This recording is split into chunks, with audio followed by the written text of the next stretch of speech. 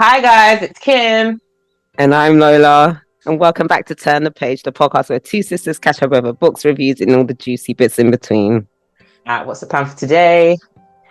For today, we'll have a little short one because we're not feeling too good. I don't know if you're. I'm normally never sick, mate, so I don't know what's going on, but yeah. So we'll just have a quick one. Not that this book, not because of the. Maybe because of the book as well. But yeah, let's just get into it. So it'll be pick and mix, go straight into plot points, and then end with read receipts. That's the outro. Bish bash bosh. Oh, so the book that we will be talking about today is When We Were Birds by Ayanna Lloyd Banwo. If you are a first-time listener, please note you don't have to read the book or even be a reader to enjoy our catch-ups. You can just enjoy the ride. I repeat, you don't have to have read the book, guys. You can just follow what we're talking about, okay? And enjoy the ride. A reminder about how to find us. YouTube, page.podcast. Should be a link in the episode so you can find us. And we're on Spotify, Apple Podcasts, Instagram at turnthepage.pod. Oh, make sure you follow us on all platforms. Alright, let's get into it. Pick and mix time. Alright, guys, moving on to pick and mix time. What's the number? 10. 10. Okay, that is. Oh, okay. Audiobooks, do they count as reading? No. Every time I hear someone say I'm reading an audiobook, I'm like, it doesn't really count, does it? Do you know why I say that? She's sneezing, guys. Got wait for her. She muted her mic, don't worry. And she did it. Whoa, that was a powerful sneeze. She's back. It took so long. The reason why I say that is because the person reading the audiobook, especially if it's not the author, will inflict their judgment of how they interpret their book, the book on you, by the way they're reading it, by the way they put tone to certain words that may not be there or not. So yeah, fair point. And also, it's grammatically incorrect to say you are reading an audiobook. You're listening to an audiobook. It's like it's not by force. You listen to an audiobook. Like, it's not that big of a deal. Because like if you watch a documentary but read a book about that same topic, you're not reading the documentary you watched. Exactly. It's grammatically incorrect to say you are. So I don't count it as reading. I know people that will listen to the audiobook whilst reading. Just to follow along. And I was just like, that's an interesting way to do it. And I think that might have been good with this book, to listen to it along. But I did the book for the beginning, and then so that I could finish the book on time, because apologies guys, it was me. I listened to the audiobook, and I found the audiobook so much better for this, just because of the accents. They did it in all the accents that I was like, this sounds like it. I do think I like hearing. So you read, you listen to audiobooks, and then in our book club we have someone that listens to audiobooks. Sometimes when one other person turns up, there's two of them as well. I do like hearing their perspective. Do they primarily listen to audiobooks? That's it. They won't read the book.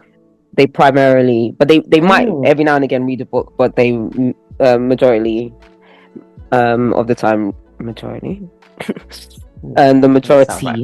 of the time listen to audiobooks. So we always like to hear their perspective, because it's always slightly different, or they will have an added layer, or just another opinion that we didn't think of, because they, or even you two sometimes, because you had the audiobook. Yeah. I think it does help, especially when you're trying to analyze it. And some audiobooks are dramatized audiobooks, so you even get further sound, like for example, like if the there's door a fight, closing and or like the wind and stuff like that. So you're probably like, right, I am. But that's like those audiobooks. So like, actually, just going back to what you were saying about people that listen to audiobooks as they read, it just reminded me of primary school. Like, but isn't that, I used to find that very overstimulating. I'd either I want think to, it would be. yeah, listen to the tape or read the actual book by myself, rather than someone talking as I'm reading, Because we've especially. talked about this before we recorded. When you're reading a book, how do you read? How does it sound in your head? Are you reading it and in your head, you're the voice that's reading it? Or like, how does it sound in your head when you're reading a book?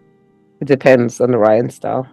Mm. If the writing style is something like whimsical and poetic, that's not me. That's never. I frolicked through the flowers. That's not. Lola's just like, I frolicked through the flowers. I read it as it's intended.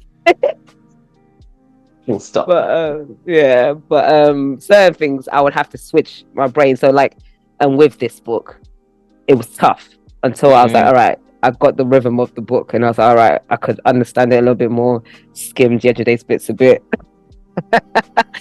Going back to our last book, The Names, I was conscious of Julian's bit being in Ireland, but I don't think it was ever present as it would have been if I was listening to an audiobook, because instantly they all would have Irish accents. Okay. But I'm not consciously going to read Julian's chapters in an Irish accent. Okay, fair. And to be fair, I don't think I read it with an accent either, knowing that it was an island. But then I think the difference is in this book, a lot of the terms or the speaking, vernacular. Yeah, it's very like the slang, like you said, the vernacular. Whereas with that, you could read it, they could have been in anywhere, and you're just like, oh yeah, they're an island. Because it was, I was conscious of the fact that they were an island, but I did not read it in an Irish accent.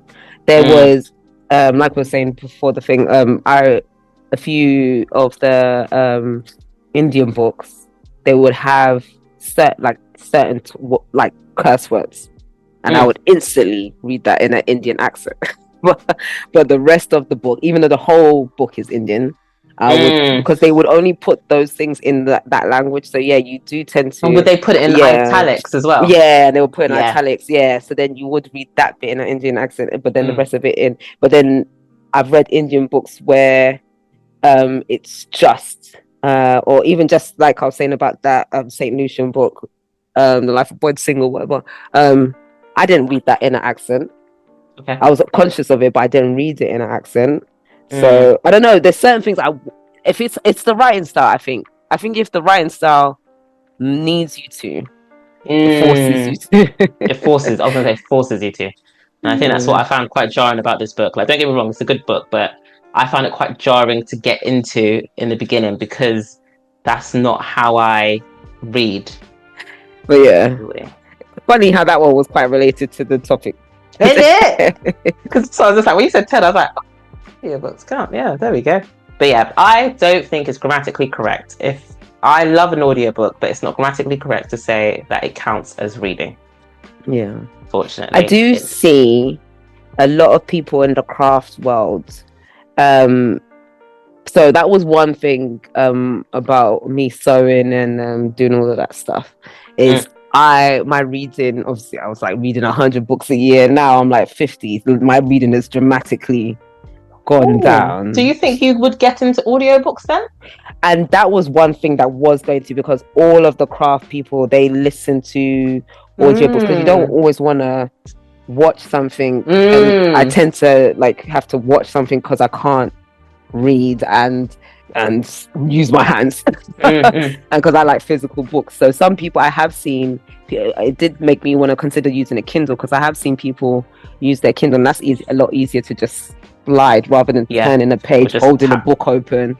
So it was making me try and consider an audiobook, but I feel like it's just a forced interpretation of the book that I don't like by someone speaking. I think you should give it a try. I really think you should give it a try just to see, because there are some audiobooks that, like for example, the audiobook for what's the book that we read? Is it The Will of the Many? I didn't like the audiobook for that. Yeah, I didn't like the audiobook for that, and that was because of the voices. And that's also because I had read quite a chunk of the book beforehand, so I already had, for example, Yeah. You had So your then, interpretation. exactly. So then when I got into it, I was a bit like, oh, Nah, this you're is doing a way it to wrong. sell it. Yeah. Like, and there's another book that I read. It's Port of Qatar series, which I need to finish one day. But the first book in that series, the female lead in that, the person that's doing her voice, I can't stand it. It's very like, shut up. That would because the aesthetic Very... voice that they tend to get for audiobooks, I don't like a lot of the time. Mm. So I used to listen to podcasts where it would tell you a story. So I have actually technically listened to a book, but it wasn't like a book. It was like a story. Just the story. And every time they got this one guy, I knew I could not. It made my skin crawl. The way certain sounds really jar me. So yeah, that's one thing. I don't know if if I did not like all that breathy voices in there. It was the breathy. Yeah, it was breathy. She's like, and then I went out into the forest and I saw a fairy. And it's just like, oh, don't talk like that.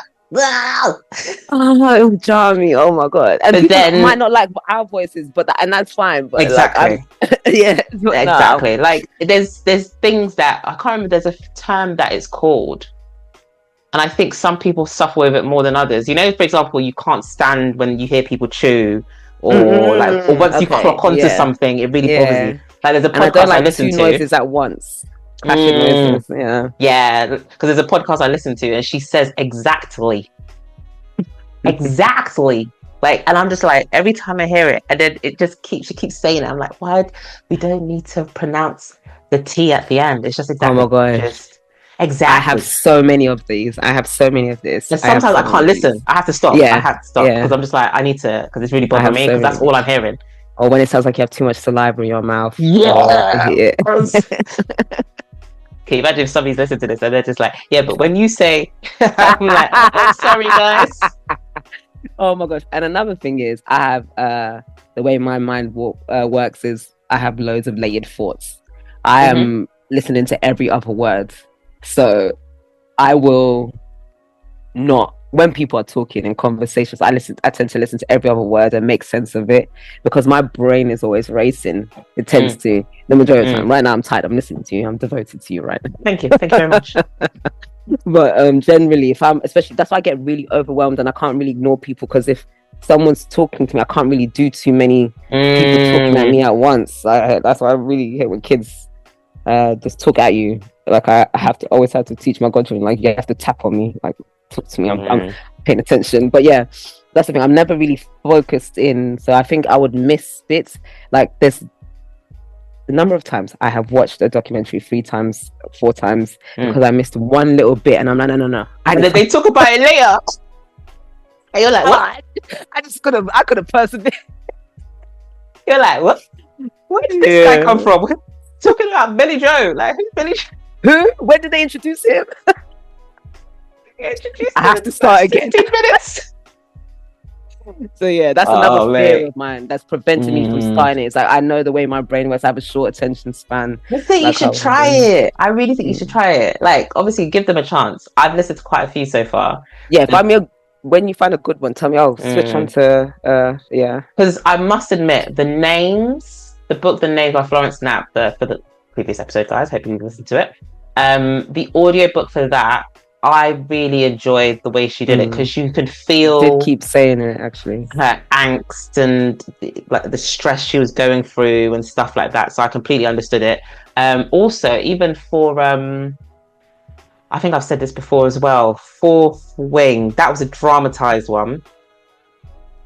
I did enjoy it. You did keep trying to get me to listen to this because of the dragons. Wasn't it the Zayden? It's Zayden. Yeah, it was the dragons. Yeah, because I remember you kept trying to make me. I was like, "That's not how you." Unfortunately, it wasn't. Yeah, the Zayden and Viola, whatever her name is, and it's a bit difficult because there's the sex scenes. So then you're driving in the car, and I remember I was pulling up to work, and there was a sex scene where I think, because the lightning shit that she used to do, and somebody was crossing the road, and I was like, "Why is she looking at me like this?" And I was just like, Lord God, I forgot. I had to turn that shit down. Like, Lord, it's not safe for work.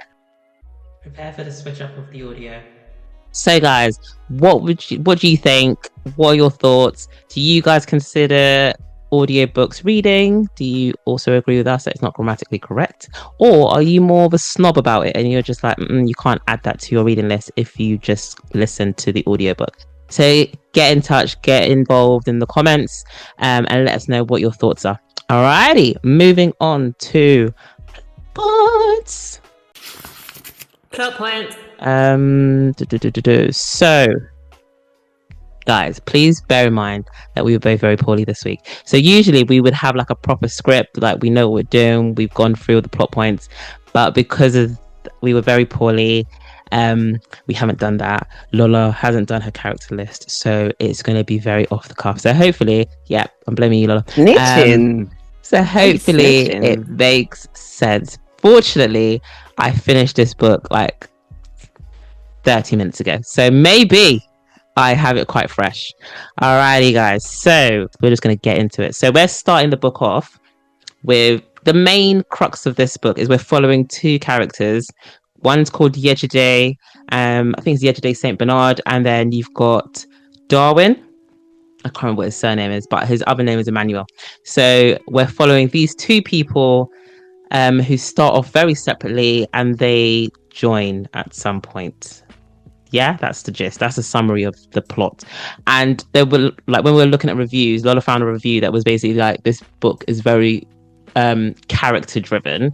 And I completely agree. This book is, there's not a lot of plot. It's the characters that push the story. This book is based in Trinidad and Tobago. We've got Yejide, who is aware with her as a young kid. She's growing up listening to her grandmother tell stories about how parrots transformed into corbu, or ravens, to guard the line between the living and the dead. So it's only when Yejide's mother, Petronella, dies. Ignoring crows. Or is corbu's literally ravens? Or is corbu's corvus? I did a quick Google and it says it's like, when I Google it, it's like everything's in French. Oh, corbu is a raven. No, it's a crow. Because they look like crows to me, but ravens and crows they're both black, slightly different. It's the way they fly, you can tell. Okay, bird person. No, I tried to make friends with them. Yeah, she tried. She tried to make friends with them. And also bird at work. The way they sound. So the one that you think the caw, or the one that one is a raven. So most times I think the ones we commonly see is a raven. Crows you don't see as often. Crows are bigger, I believe. I thought ravens were bigger. Wait, I can't remember actually, but I remember trying to learn the difference between ravens and Lord crows. God. Anyway, they're both similar. They're smart. both blackbirds. Okay. So so you kind of learn of her relationship with her grandmother. She grows up with her grandmother. You can see that there's a lot of love there, and it's only when her mother, Yejide's mother, Petronella, dies that you find out that Yejide's stories from her grandmother, which she just thought were just like bedtime stories, aren't that case. They are real. So we find out that the women of the St. Bernard family have been passing down this inheritance from the mothers to the daughters. It goes through the women of the family for generations. And it's this power that they have where they, I believe, see the death of people, or it's basically dead. It's all to do with death. So Yejide had a really good relationship with her grandmother. Her relationship with her mother, Petronella, was a bit fraught. Her mother was a twin. Geraldine was her twin sister who died before Petronella died. And Petronella doesn't seem to be able to cope with the death of her sister. And she's really struggling to the point where she's almost just completely ignoring Yejide the whole time. So they never have a really good relationship. And that's something that really annoyed her about when her mother dies, because when her mum does die, the power that she has comes to Yejide and she doesn't know what to do with it until she comes to like tell her off in her vision or whatever. Yep, Lola. So the reason why Kim is struggling to explain this gift and even just the familial structure isn't because bearing in mind Kim just finished reading this book, guys. It's not because of the difficulty of Kim's understanding comprehension skills. It is because it wasn't explained. I was so annoyed that in Yejide's parts we did not get a deeper understanding of family structure. Because we start off with the grandma telling her all this stuff. And there'll be little things like, oh, I can see everyone's death, but I can't see Darwin's. What does that mean? Is Darwin going to live forever? Like, is he Jesus? There was little things like that. I didn't actually know. It's true. Like I finished the book and I was expecting something to come about, but no. It just ended up in more poetry. So I was like, you know what? I'm skipping, but I think that was the biggest downfall when I get into my proper bits. I literally, that's why I skimmed her bits, because it was like I was trying to understand it. Like, okay, cool. The mother said, oh, we got to listen to the birds and all of this, and people forgot that we were just birds, but birds actually had their bits in cleaning up the dead and all of this stuff. And I was like, yeah, it's true, blah blah blah. They play an important part, like hyenas and stuff, all those kind of people that eat rotten meat kind of thing. They have an important part to play, but they tend to get vilified. So I was like, okay. And then that was just never I didn't really get the need for fantasy in this book. Got you, completely get you, because even because even when you get to the end, you're a bit like, okay, what powers, what are your powers? I don't get it. What happened in that funeral, in that cemetery? I don't get it. And to be fair, even in the end, it's not like you use your powers. Like, I don't know what she used her powers to do in the end. Sorry guys, we are jumping ahead, and I've already apologized. It's going to be all over the place. But from what I've learned from the structure, you've got the grandmother, you've got the twins who are Petronella and Geraldine. Petronella gave birth to Yejide, who has always known that her mum and Geraldine are really close. They've got this really tight sisterhood, which she's always been, she doesn't say she's jealous, but you could tell she's slightly jealous about. She's also got a sister / friend called Seema. Remember Seema? Her girlfriend. Yeah. I didn't so unnecessary, that bit. You didn't get that because it was just sprinkled. Never really explored at all. And it was only till we got to the end where I clocked. I was like, oh no, she's actually in love with her. Like, because you think that they grew up as sisters or friends or whatever it is, and then you get to the end. I think she's talking to Darwin, and she's like, oh, like you've got Seema. I grew up with Seema, and he's just like, oh, who's Seema? And she's like, oh. She's trying to think of how to say it, and then she's like, yeah, she's my sister. And then when she's fighting with Seema later, she said, like, you're my friend, you're my sister. And supposedly Seema shouts, she's like, I'm not your sister. And I was just like, okay. And that was it. I was like, so are you my friend then? Can you see my notes? The book starts here. I noticed at this bullet point, wasn't expecting a lesbianism with the besties. Interesting. And that is literally like around the page 50 something, because I was annoyed about them calling a crochet needle, it's called a crochet hook or a knitting needle. Oh god. That was really into this, by the way. So that was on page 53, so I noticed quite early on. Oh, I just thought they were close. Good. Okay, interesting. Because it just stuck out. It was just very weird. It was unnecessary. It wasn't until the end that I was just like, oh, okay, maybe this woman loves her. Like, she's like, no, don't leave. Because the way she's talked about is like she's like a big sister. Interesting. Okay. And we also have Petronella's partner, husband, I don't know. Basically, Yejide's He's a good man, though. Yeah. Peter, Paul, I think it's Peter. I think it's Peter. I don't know. It's because of P. But let's call him Peter. But see, this is because if Lola had done her characters, we would have known his name. I'm so sorry, guys, because I don't even have a point about him in my thing, so I don't have his name at all. And he's so lovely. And he's such a nice man, but he's just a nothing character. There's nothing to him. He is. And he knows he is. He knows he's a nothing character. He does. Like, he's having a conversation at the end with Darwin, And he's basically like, because Darwin tries to think that he's done something. Sorry, guys. Darwin thinks that he did something to help a situation at the end. And then Peter says to him, he's like, nah, Darwin. Nah, it's the women that have the power. Oh, yeah. We are just here in their world. Like, I was just like, yeah, buddy. You're living in a woman's world here. But yeah, I don't think he was weak. I thought he was quite strong because he basically took care of the girls. I think he was probably the only one that... not the stepdad. I'm talking about Darwin. Oh, Darwin. Okay, yeah. The peer pressure was wild. But yeah, I think Pete he would bless him. And he stuck by the kids even after Petronella died. Right, so that's the structure of the family from what I've gathered. Hopefully that helps, Lola. Going back to where we are. So I've given you the structure of the family. We've talked about that. So we have, like we said, the women of St. Bernard family, they pass down this inheritance from mothers to daughters for generations. And when Petronella dies, it's a really stormy night. And the whole family are there while they're trying to take care of her, or they're just in the room. It's storming. It's talk about like a flood in the room, like it's dripping. They're trying to keep the water off her. And I was just like, what the hell is going on? And Yejide's a bit torn because as much as she loves her mum, she's not as sad as everybody else in the room is because they don't have that good relationship. So whilst this is all kicking off, she starts to see these things happen, and she gets this weird vision where she's transported to a cemetery called the Fidelis Cemetery, which we will see later on, where she sees a man.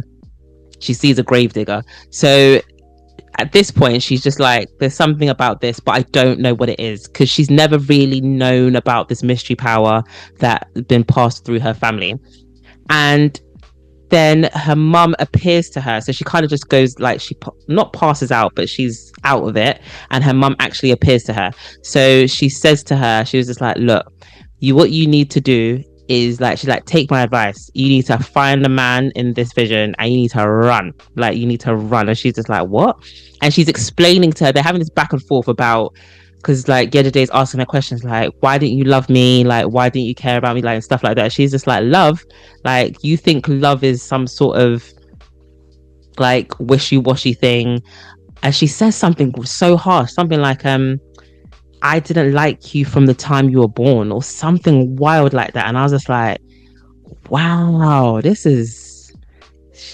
don't like this dynamic is wild. So but Yejide does take that phrase, she takes it to heart. She's like, oh, that when you find the man, you need to take this man and run. That's kind of her thing that she's been taking to heart. So we then move on to Darwin. So we've got Darwin, who lives with his mother, and he's trying to find a job because he wants to help his mother, take care of her. And he's a Rastafarian. He's got Rastafarian beliefs, so he's got dreadlocks. His mum says that, I think it's Emmanuel Darwin or Darwin Emmanuel, and she says like he's a Nazarite, like stuff like that. You don't cut your locks, and you also don't touch the dead, which unfortunately Darwin does both later on. So he has this thing of like, as a man, I need to do what it takes to support my mum. Like, she's taken care of me for so long, I need to take care of her. So he's just like, look, I need to find a job any way I can. So he goes into town and he basically goes to a job center where if you get to the front, you basically in a queue, you get to the front of the queue and you have to accept whatever job they give you, or else you have to go to the back of the queue. So as he gets to the front of the queue, he sees a woman and she offers him a job at a cemetery, Fidelis Cemetery, that we discussed earlier. He's a bit like, is there nothing else I can do? Like, and the woman's just like, look, this is all we have. Like, it's either this or you're gonna have to go back to the end. And because he's got this whole ambition to help his mum, he's like, fine, I'll take it, knowing that his mum would not be happy. So the family structure for Darwin is also slightly matriarchal. So his mum is, I can't remember what her name is, unfortunately, apologies. And I don't think they probably don't say. No, they do. Enid? They do say, but I don't remember. No, Enid is the friend. So you've got Darwin's mum, and then somebody called Enid, who is a friend to Darwin. Thank you. So Janaya is Darwin's mum, and then Enid is a friend that lives in the area to Janaya, and they basically raised Darwin up as their own because Darwin's dad left to go to the city to find a job and he never came back. But we'll get into him a bit later. He goes home, sees his mum, explains to her like, oh, I got a job, and she's really excited. She's like, oh, this is fantastic. I'm really happy for you. Then he says to her, yeah, it's in a graveyard. And she's just like, nah. She loses her shit. She's like, why would you do that? You know that you're not allowed to touch the dead. You know, you're a Nazarite. It's not good for you to touch the dead, blah, blah, blah. And he's really pushing back to say, like, I want to be able to take care of you. I don't want you to have to keep working and suffering like this. And it was quite sad because she's like, what, have I not been able to take care of you this far? Why do you need to feel that you have to force yourself to do something? And he's just like, but I want to. So they go back and forth and he leaves and ends up in the city. So, to be honest, it wasn't that he wanted to do this job just for his mother. This is the reason why I liked Darwin's story. So it's basically what I was seeing it was like, I've never been, thankfully, on the doll, but when my friends were on it and stuff, you can't turn down too many of them offers or they'll kick you off, innit? So I was thinking when he got this offer, he was like, I can't turn this down. Otherwise they'll say I don't want, you're not I want to be a serious. bum. Yeah. So he didn't really have a choice. And like you said, his mom's breaking her back, doing everything, trying to be a sweet mom, cooking for him and everything. And he's just sitting there because he's a Rasta. Like they get, even in Trinidad and Tobago, they get, because even in St. Lucia as well, in that book, it was similar as well. They get discriminated against, that's the word. So he's like, I need to cut my locks. So that was the first thing. He kept rubbing his head. He kept trying to get used to the fact that he didn't have his locks. He wasn't really comfortable with that. You're with him trying to get used to the fact that he's having to be this new person, isn't it? Yeah, and he's trying to rationalize the fact that he's not giving up being a Rasta. He's just trying to make it work. He's trying to survive. So he's trying to keep his faith and keep survival. It was that I was quite interested in watching his journey, like, because he was still, it wasn't like, oh, I'm just gonna give up on my whole Rasta thing and conform to this new person. He was still very disturbed by touching the dead. He was still torn, wasn't it? Yeah. So it was like, but he's like, at the same time, my man's got to eat. Like, what's going on? So yeah, that was why I was really into his story. Also because his accent wasn't as strong when you're reading it. Yeah. So so it flows a little bit better. Yeah. Okie doke. So Darwin makes his way to Fidelis Cemetery, and he meets a group of people, including somebody called Errol, who's the foreman, who they first tried to take the piss out of him and, you know, like scare him a little bit, but then they're just like, we're just joking with you, you're going to join the crew. So they show him around and he gets a lay of the land. Those bits. So this is why Darwin's bits were so well written.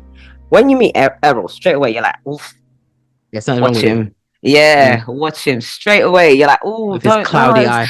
The sweet baby country boy, you don't know. So straight away you're like, protect him. Even the secretary, I'm like, you're not doing enough.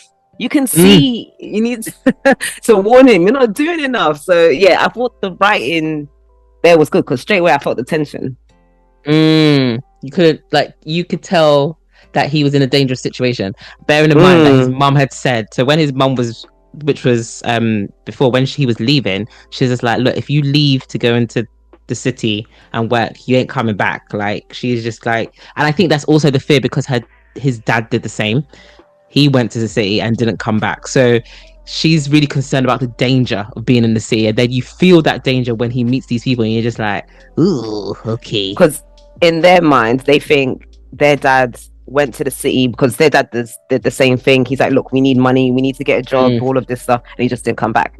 So that in their mind, they think he got tempted by the sinful nature of the city, all the debauchery that can happen in big capital cities and all the stuff that you can get away with, and just didn't want to come back to his faith and stuff and his family. But we found out that's not true. To be honest, straight away I knew that was the case. Yeah, I thought so too. Because as soon as he started, like, especially when he was going through what he was going through, I was just like, yeah, that's probably something happened to your dad. Like, the same thing. Especially if you're like a countryman, you've come into the city, you don't know the way things you're green. Straight away, people are gonna wanna take the piss. So so we have that happen. But yeah, they take him aside and they're just like, yeah, it's gonna be okay, we can show you around, you just need to do this. So they explain the way things work, and in this burial ground it works where it seems, from what I'm gathering from the book, that you basically bury families on top of each other. So you would bury the first person really deep, and then you would wait for that land to settle, and then you would bury somebody else on top, and etc. And it goes like that, which I think is such a good thing, because that's what they do to strangers. Because I always thought, how come we don't run out of space? And I googled, and it is that they just, over time, your plot of land is on top of a stranger's grave. So why not have your own ancestors, family? Have that whole family do it. So I was like, oh, that's interesting. So you have that happening. So they've got a system. So Darwin goes in, like Lola talked about the secretary. Darwin goes into the main building where we meet the secretary, who's a woman who seems to run the place. She says she keeps the information for everybody that's being buried there. You kind of just get a gist of the land. She seems to appear that she's in charge, but actually no, Errol seems to be in charge, the foreman. So we then find out about a woman that passed, and she's married to a man called Julius, who the secretary says is very in love with her. He's really sad that she's dead, obviously, because I think she's in her 80s and they've only been together their whole lives. They don't have kids. This is the first burial that Darwin gets involved with, and he sees the man. He's really sad. He's, downtrodden. Like, he's really struggling with the death of his wife, and he's just trying to, comfort him, speaking to him. Basically, once they bury the wife, he's just sat by the grave the whole time. So Darwin's like, I'm going to do a good thing and just let him, because Darwin's part of Darwin's job is that he's supposed to lock up the cemetery at night, and he decides to leave the cemetery unlocked and says to the man, when you finish, leave, like, it's fine, it's going to be okay.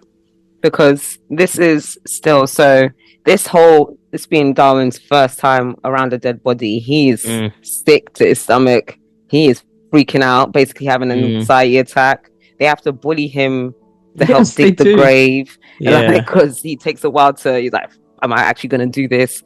And then because Errol's noticing, I'm guessing they can kind of tell. Yeah, of course, you can tell when somebody's green, can't you? Or I was guessing that they could tell that he was a Rasta specifically, though. Oh, interesting. So when Errol notices that he's struggling or whatever, he's like, you know what, you lock up. And so this guy's like, what? I have to now stay here and make sure everyone's gone. And so this whole scene with Julius as well, I thought if the story was just about this, it would have been good. If they just made it about this whole thing.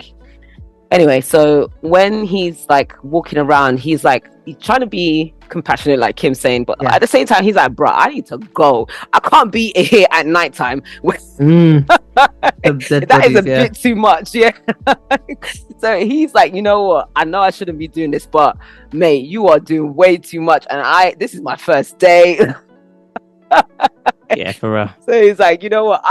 I'm trying, but I'm gonna have to leave you. So he does try to give him 1-2 words, and he's like, you know what? I'm coming. I made it sound like, oh, like, yeah, he's being really nice, but it's actually true. He was just like, I can't stay here. Like, if you want to stay here, you can stay here. I'll leave the gates unlocked. It's all right. Bye.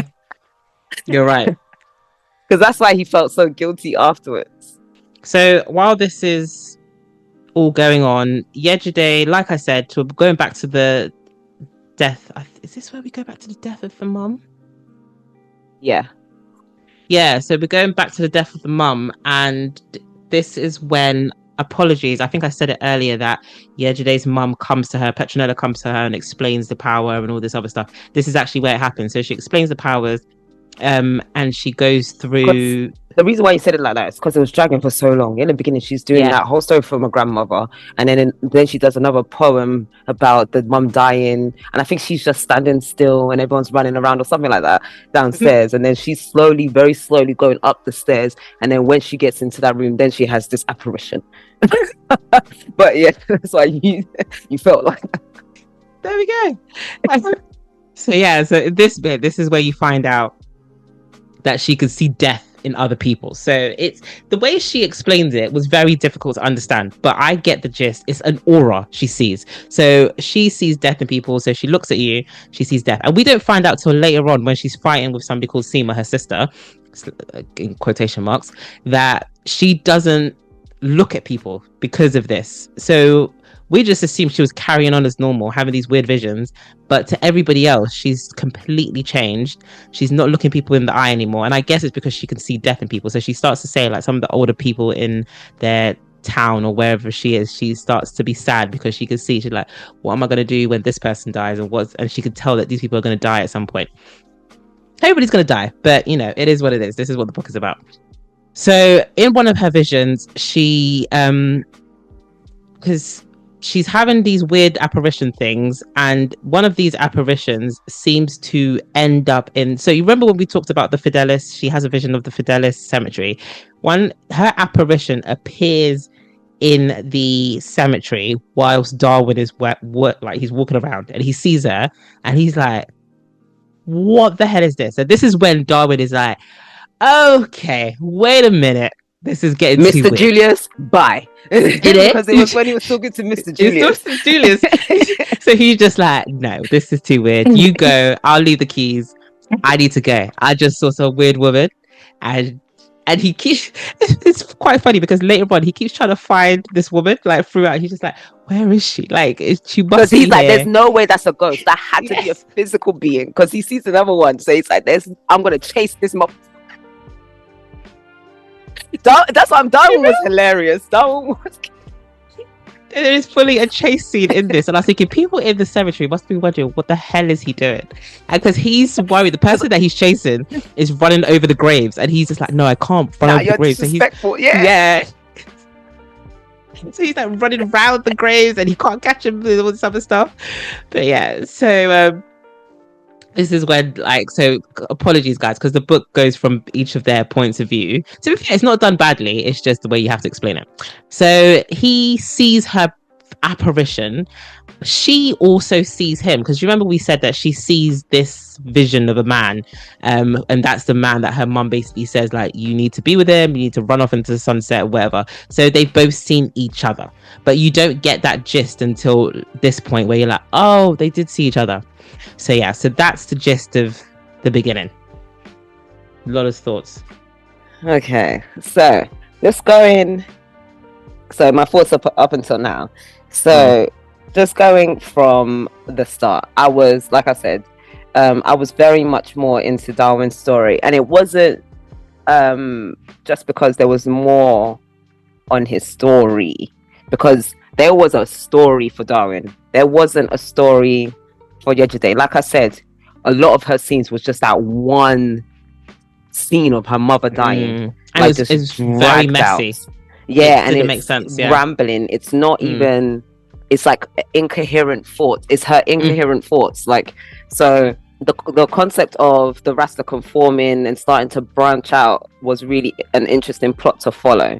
And so I was like, okay, locked in on that. And then I was like, okay, as an African, the Yejide's bits, unfortunately, was just reading like bad grammar to me. Even if I was reading it in, with an accent, it was still reading like, because luckily we grew up around a lot of Caribbeans, it was still reading like bad grammar to me. Like, my year 4 teacher was from Tobago. So like, I was like, this was like, I was really interested to hear what 2 of my members in the book club said, but they're from different Caribbean countries, and none of them were from Trinidad and Tobago. They hated it as well. Like, interesting. Yeah, it was just too much. And then even when I was going through the reviews, someone was like, it's from a particular part of Trinidad and Tobago. That's why Yejide sounds so different from Darwin's.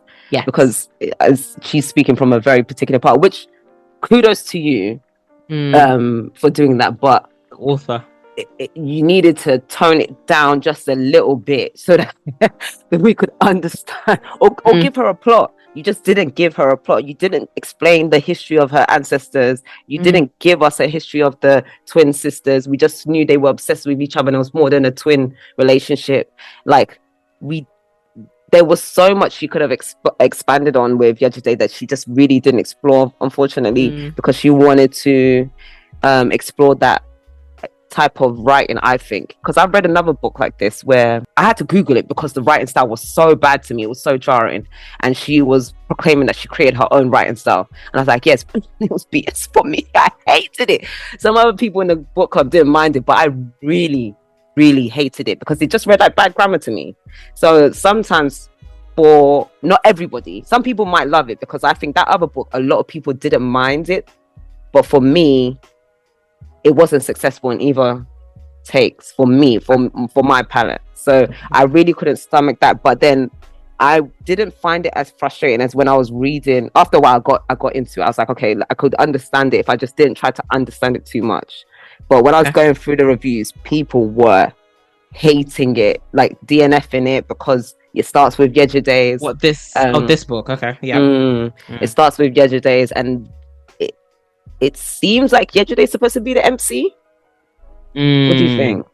She does seem like it, but unfortunately the way, and she probably was supposed to be, because she's the one that's got the most, I guess, superpower. She's supposed to probably be the draw, but I did find myself being more interested in the Darwin's bit, because like you said, there's a bit more plot there, like not just somebody. And yeah, and even when Darwin goes back to the past, because so we find out, for example, like Darwin was bullied as a kid. You find out, like we talked about his dad and their relationship. You find out about his mom. You find out Enid. You even find out that he had this, I think, a girlfriend or something that she got a visa and was able to travel away to work as a nurse. So you find out quite a lot about Darwin. Whereas with Yejide, she seems really infantile.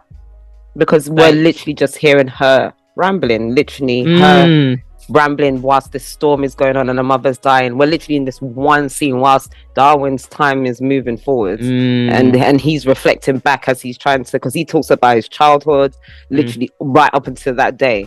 Yejide, she reflects on what happened, how her childhood felt, but we don't know what it was actually like. We don't know why her and her mother have a bad relationship.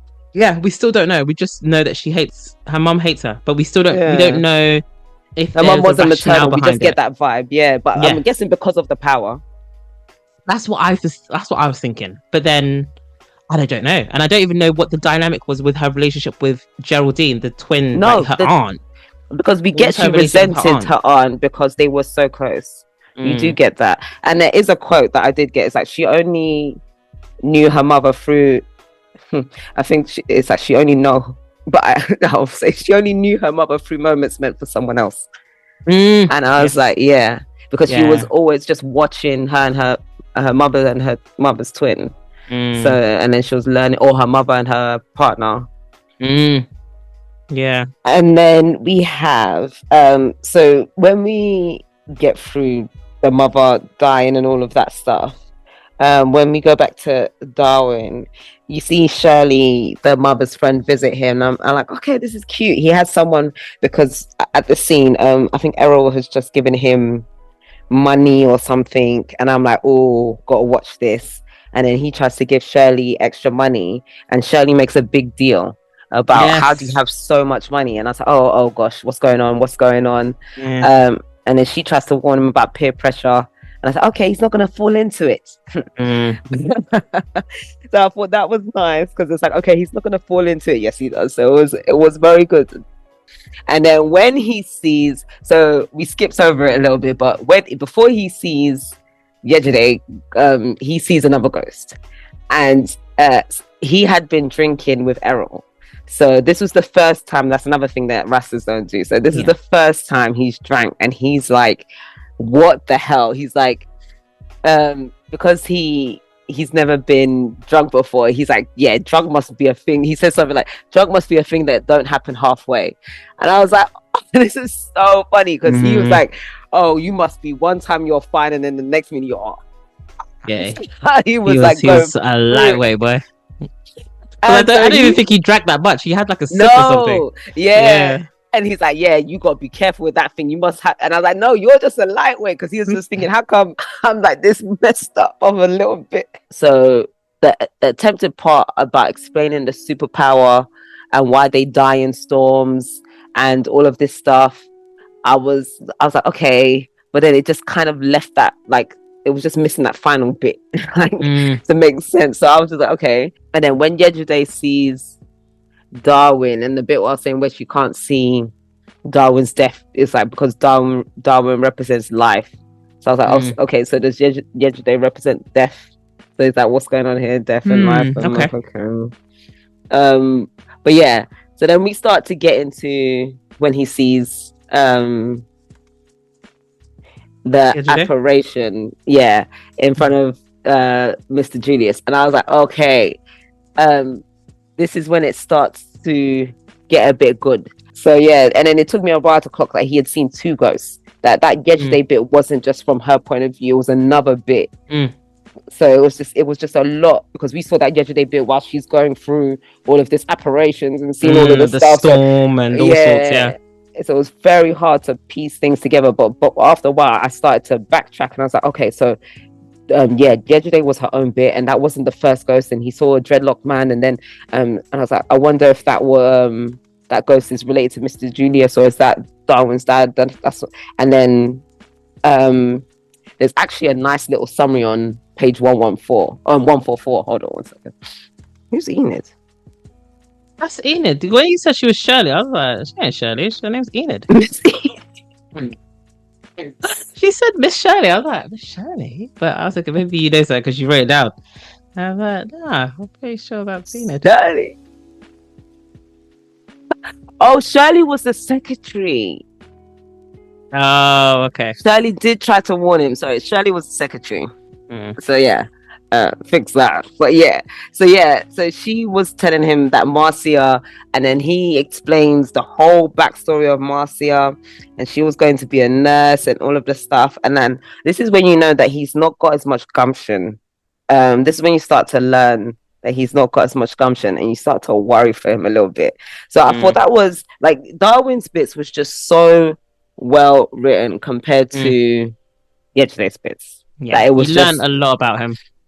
But yeah, no, because like there's even a bit where you know, when they're doing some sort of summoning thing, like do you remember when Yejide, like they're all holding hands, Yejide, Seema, like they're holding a candle. I think it's when they're sending the body off or something, for not because obviously they're doing their own thing before it goes to the burial ground in Fidelis Cemetery. Yes, and they have to call upon the ancestors. Yeah. And then, do you know what made me laugh was basically when Seema's holding her bit, she's about to light her candle, and she's just like, I think the person that died was Daphne or something. She's like, Daphne, she was riding her lover, and then she stood up and just walked out in the storm. And before it was just explained, and then I was just like, no, tell us more about the story, because what happened? Yeah, because so what Kim's saying is they explained all the ancestors and how they died. Actually, I was going to touch on this in the next bit, but after we get through the book. But yeah, it's actually kind of messed up actually, because we do actually learn that they have, I think it was a 30. They don't live long. They die every 30 years max. So it's kind of like a curse. Again, why the mum was probably so angry. So in that, I wonder if it forces them, they have to have a child. Maybe they have to have a child, and then maybe to pass it on. Because I think she was. I don't think it was. I didn't like you, or something like she didn't want to have kids. She didn't want to be a mother, or something like that. It was something. Yeah, I didn't want to do it, or something. I think she must have said that cliche thing of "Why would you bring me into this world?" or something, and she's like, "Something I didn't want to," or something like that. It was something like that. Yeah, because it gave me the vibe that she didn't want to put this curse on herself, let alone someone else. Yeah, because to be fair, because you remember there's the sorry guys, I know we're walking out of clouds and stuff. She does, so she does start to see things, and they actually there's like a there's a point where people are just like, look, you're the person now. Like, you're the person that has to guide the dead or to deal and with when the she dead. gets the power. Yeah, and then I think there's one guy in the household, and there's another thing is that every woman seems to be loved by a man. Yeah. Have you noticed? Like, even the grandma, she had the man that loved her, and he's still around. Then you got the mum that's got somebody that's around and loved her. But yeah, so she's basically, the guy says to her like, all right, you need to take charge, with what's going to happen next.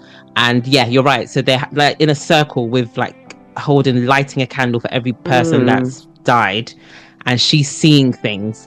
But then she kind of comes out of it because Seema talks about this woman that dies or gets off of her lover to go die in the storm.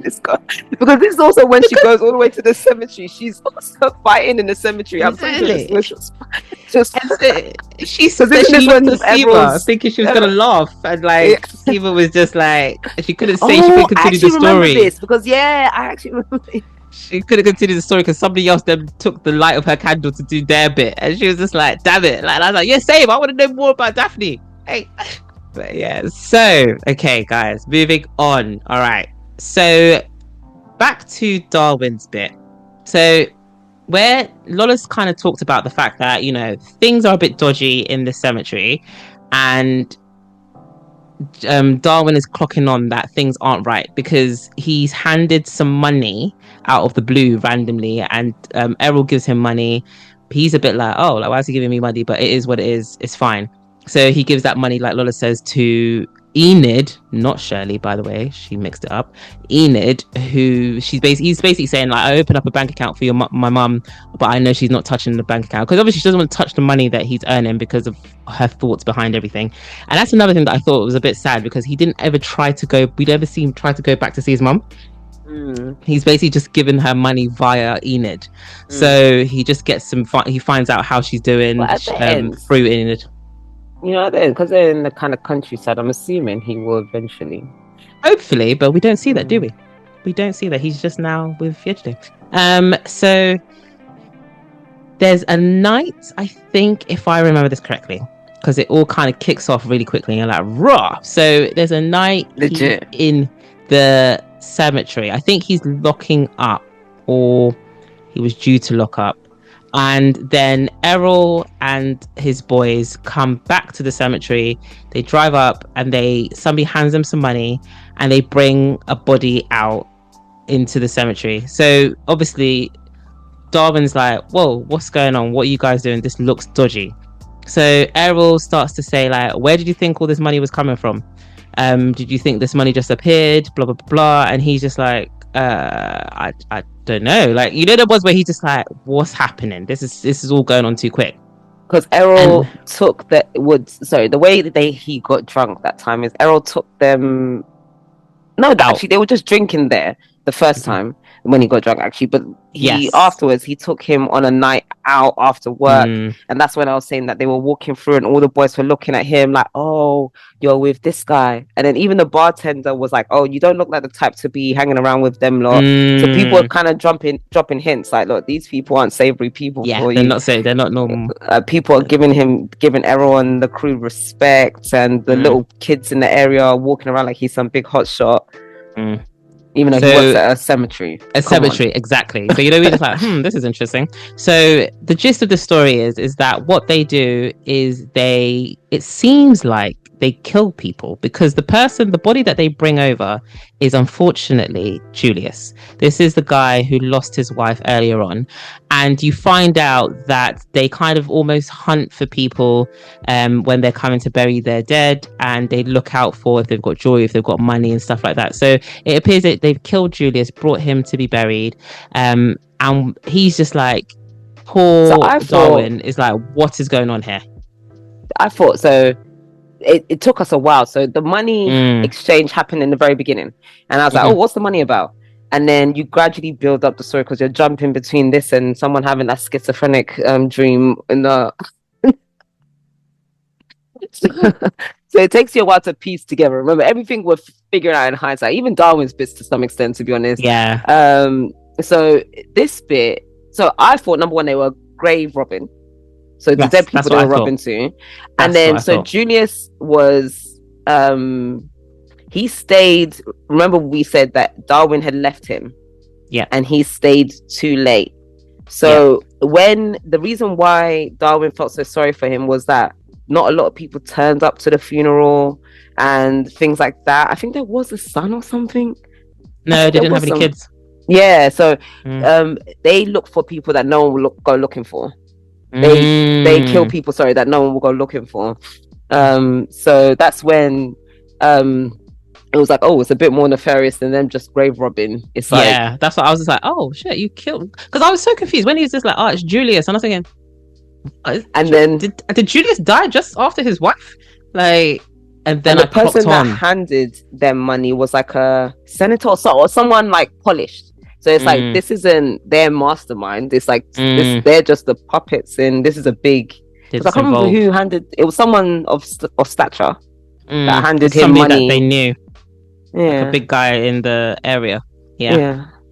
So this happens, and Darwin is like, oh my gosh, what the hell is going on? So what they then do is, because obviously he's seen what's happening, then Errol then bullies him into getting involved. So he makes him not bury, dig the grave, and also put his body inside, because he says, look, you're the way he says he's involved is like, you've taken money, and you've also, we can see you've dug up the grave, and you have keys.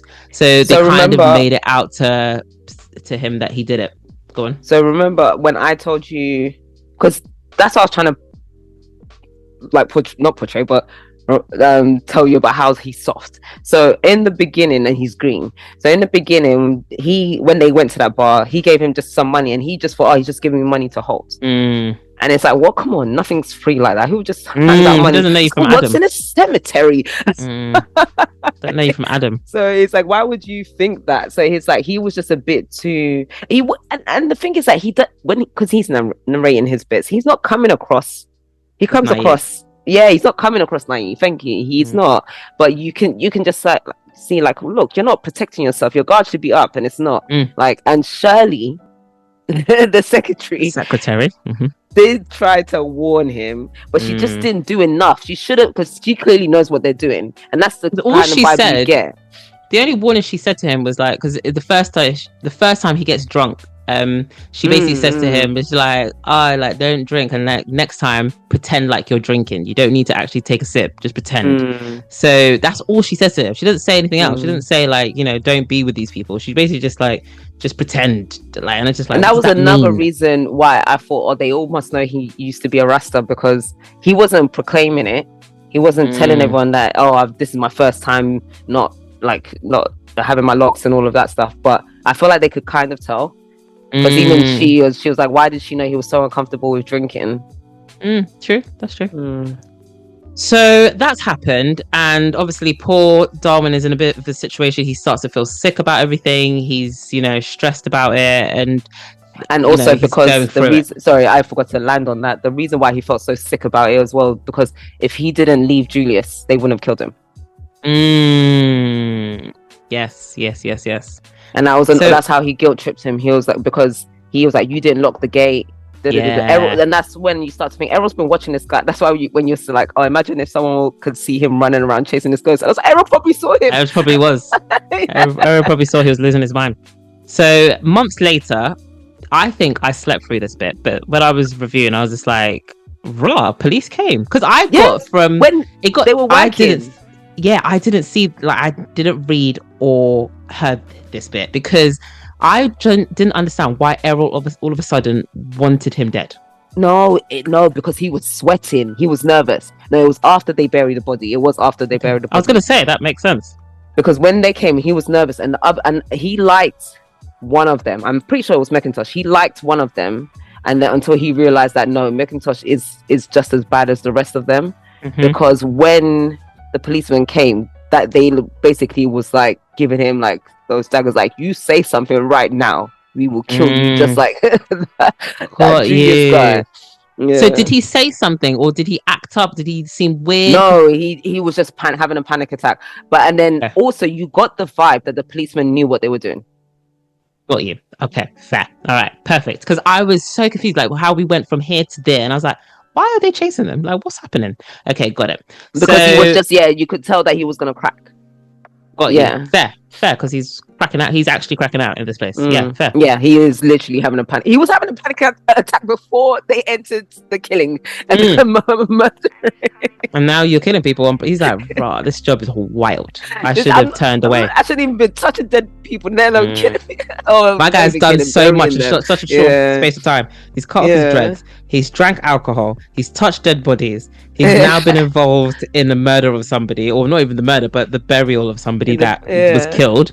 So poor guy, he's touched money that's been, dirty money. Like, he's been through it. Okie doke. So thank you. That makes a bit more sense, because I was just like, huh? When I was reading it through, I was like, police officers?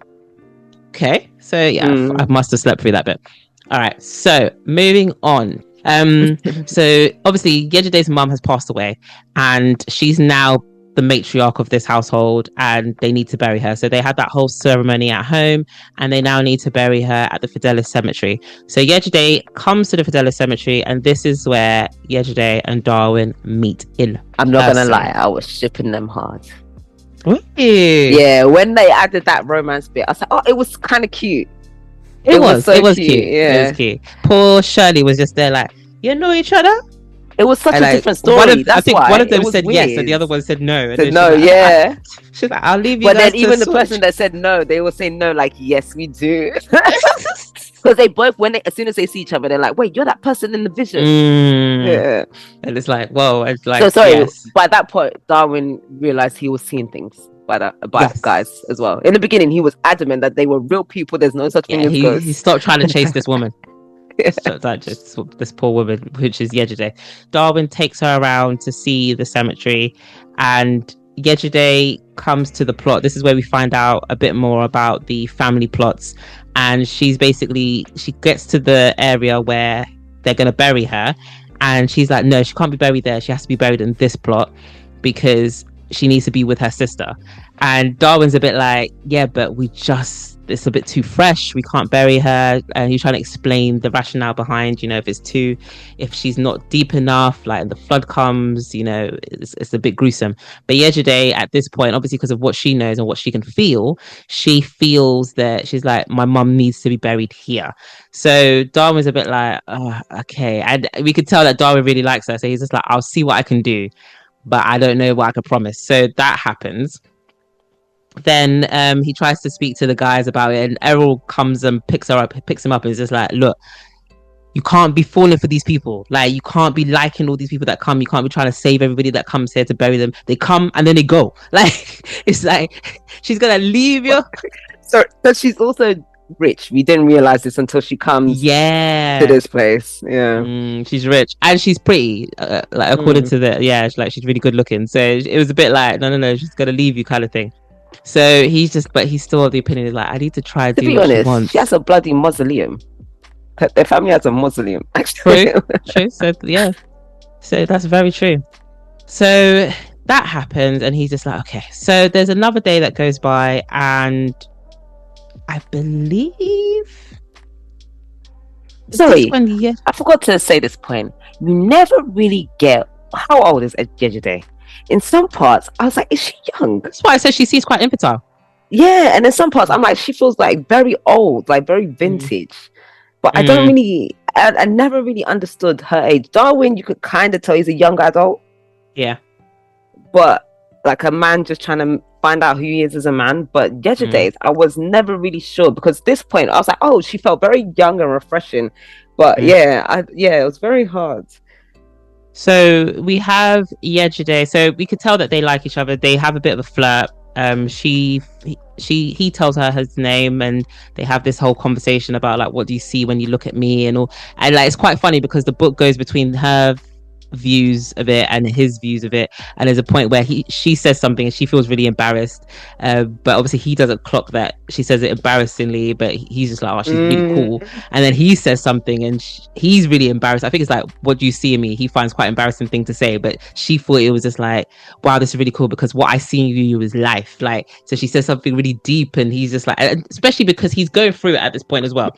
You remember the whole being coerced into being an accessory to a crime. So he's just like, this is a breath of fresh air. So they have this whole flirt situation go on, and they have this underlying connection. And she leaves. She says, you know, because he keeps calling her ma'am, because obviously she's a rich, good-looking woman. And she turns around and she's like, don't keep calling me ma'am. My name's Yejide. And so he's just like, oh, great. But then she leaves and he's like, damn, I didn't get her phone number. Shit. But Yejide don't play no game. So she does come back again. And she comes back in the car and she's like, oh, like, do you want to come with me for a drive? And he's just like, bruh, because earlier on that day, he'd actually seen her in town. But he was too embarrassed to go and speak to her, so he just kind of like left it alone. And then obviously he's gone to work, and she sees him. She comes up and she's like, do you want to come with me for a drive? I don't want to be alone. And he's just like, right, okay. I love that, because when he saw her and he didn't say anything, I was like, oh, it's gonna be dragged out. God. And then when she came, it's like, I mean, coming to my car. I'll take you for a drive. So then, yes, that's what I was actually shipping. It felt like a different story. That's what if it was just a very Darwin's story and Yejide was a side. No, it would. She could be crazy and or whatever. Very different story. But it's refreshing. So they go for this drive because she doesn't want to be alone, and they start to get to know each other. They talk about themselves, they talk about each other, they talk about their families. This is when I said earlier about finding out the family structure. This is when we found out about the SEMA thing. And then he's like, oh, is that your sister?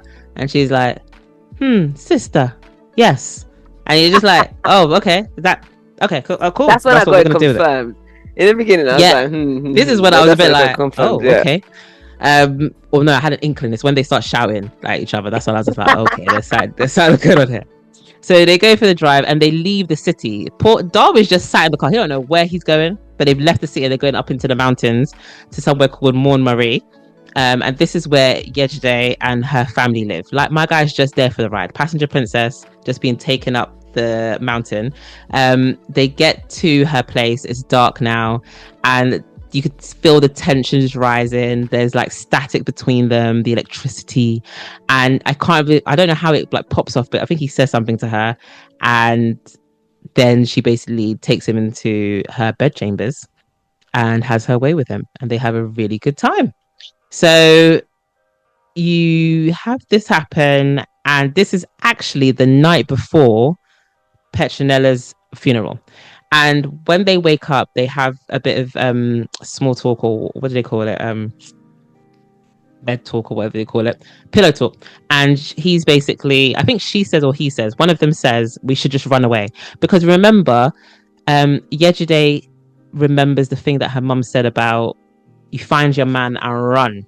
You find your man and run. So she's of the opinion of like, I found my man, it's time to run. So they're deciding, after we bury Petronella, and obviously poor Darwin is going through it, so he wants to get away if he can. So they're like, after we bury Petronella, let's make our way and we'll just disappear. We'll be like, he's like, we'll go to the sea, go somewhere.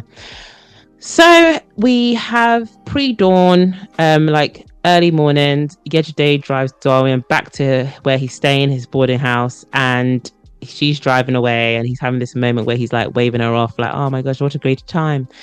Oh, I love this woman. Then Darwin turns around and he gets smacked upside his head. He gets jumped and beaten by a group of men who search his pockets but don't take anything. Because he even says to them, it's like, just take the money.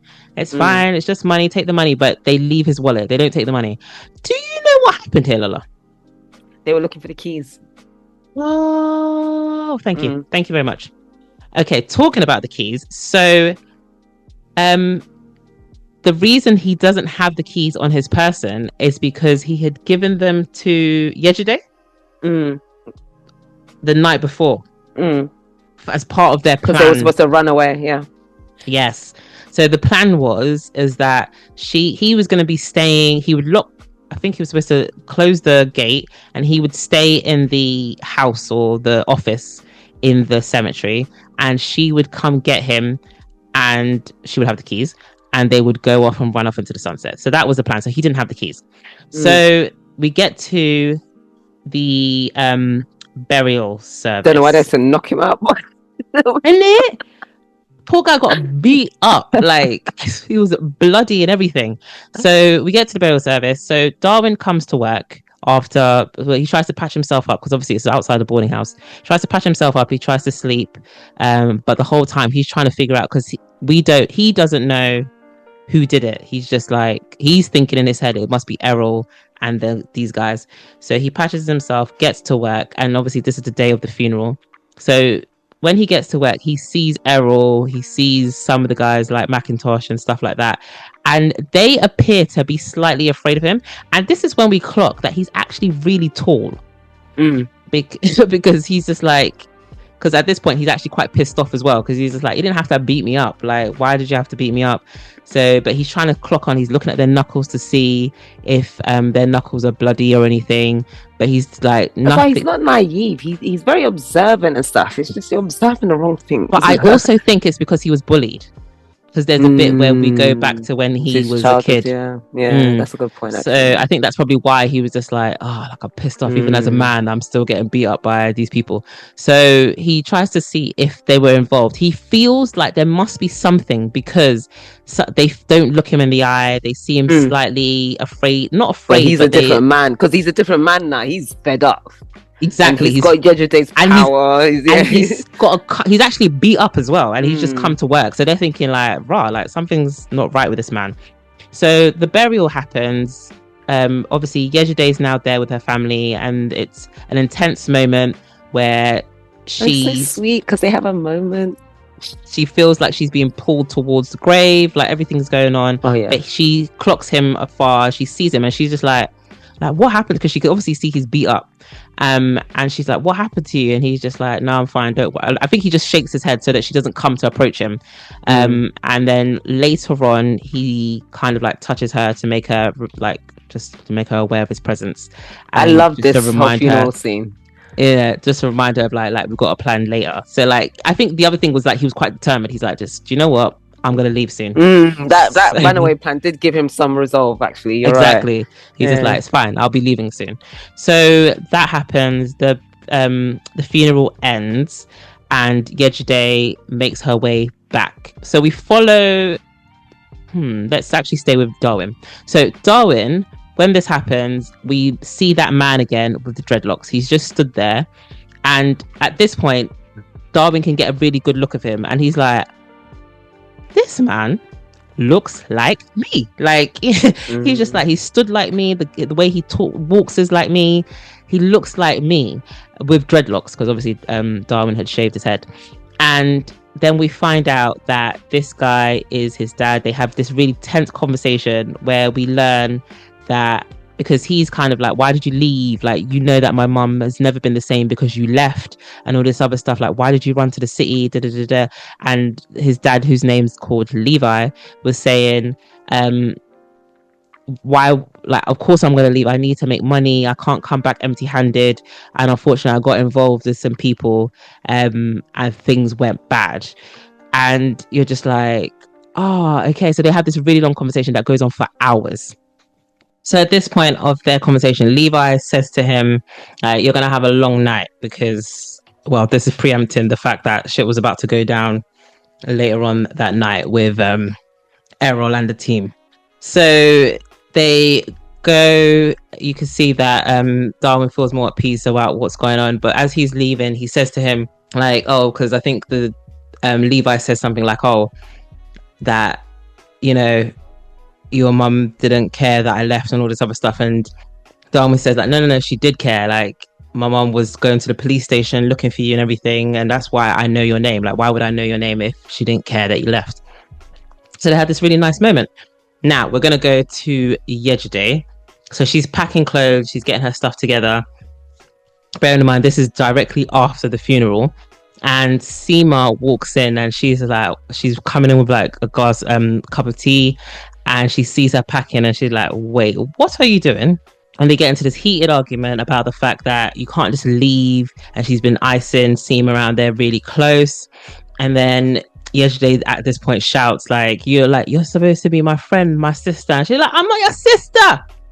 And I was just like, Seema, then what are you? Wrong book, babe. And then I was so confused. I was like, huh? Seema, what? We don't even know who you are. I'm so confused. Okay. And so, they go through it, and so Yejide's trying to explain. She's like, look, I'm going through some things. I need to run. I can't be here. Like, this house is like death to me and all this other stuff. Like, loads of people have died in this house. I need to go. To be honest, Seema's being a bit selfish. Her mum just died. She is. Her mum just like, she needs to let her be on her own if she wants to. And you find out that Seema also has clocked on about the attraction between her as well. And she brought this man back She's home. Like, you didn't sleep with me last night. Like you went to because she went to go sleep in her mum's old room. So you could clock that this is like, it's not as secret as we thought. I didn't think anybody clocked on, but it's like people seem to know. And she's like, I can see the attraction. You've never looked people in the eye until you started looking him in the eye and all this other stuff. So there's a lot of jealousy in this situation. So they keep fighting back and forth, and then all of a sudden something overcomes Yejide. She gets this really strong vision of like blood and chaos in the cemetery, and she feels Darwin shouting her name, which kind of pulls her to the cemetery. So she's just like, bitch, Seema, I gotta go see my man. And Seema's like, let me come with you. She's like, no. That's why it was just so ridiculous that they added this bit. Because it was pathetic. This is true. Like, after you've been shouting at me, and also you told me you're not my sister. Hey, what are you coming with me for? What I just saw blood and chaos, and you don't see what I see. So you're just gonna be a liability, anyways. To be fair. But yeah, so that asking too many questions when no one's got time to talk. She's basically exactly that's what I felt. I was listening to this. I was like, Seema, we don't have time. So that's kicking off, and we go back to Darwin. So Darwin it seems like it's gone back a little bit. So Darwin is, he's locked up, he's closed the gate. He's thinking, I'm just going to go stay in the secretary office. So he was going to actually just have a snooze in the office, and then he seemed to feel like it was wrong for him to be there without Miss Shirley. So he decides, what makes more sense? Let me go sleep outside. I was like, Darwin, can you hear how many times I've called your name? What? Why? I was so confused. I was like, that doesn't make no sense. So Darwin now comes outside because he thinks this is a more respectful thing to do. And he's just chilling for a little bit, and he falls asleep. He then wakes up by the sound of chains on the floor, and he's just like, that's weird because I locked the gates of the cemetery. So what's going on? And then he clocks on. He's just like, Errol must have lied to me, and I don't know why. He thought he was the big guy with the only key everywhere. But to be fair, Errol did say, you're the only one with the key, when he gave him the key, like Lola explained earlier, and he'd made his way inside. So I think they had another body that they were going to do some grave digging. Something was happening, and I was going to let you go, but so they were trying. So that's why they beat him up, because they were looking for the key. Obviously, because they have this murder for hire business that they're doing, and they need to do their job. So at the funeral, that's what it is, Lola. Yeah, a murder for hire business. Thank you. Because I'm just like, why are we doing this? But yeah, Karen, sorry. So when they're at the funeral and they're giving him these shifty eyes and stuff, he realizes something's going on. So the reason why he sleeps in Pingy's room, he's trying to figure out the best place to sleep for safety, and then the reason why he leaves is he just second guesses himself. So he's like, no, that's the first place they'll come to if they're looking for me. So he leaves, and then he's like, they won't think to look at the place, like Kim said, the place is so big. So that's why he goes to sleep outside. And then turns out they didn't need the key anyway. They just got in however way they got in. I was just like, so what is going on? So why did you have to beat man up? Just to beat him up. They just beat him up to beat him up. Yeah, they're like, I'm sick of you.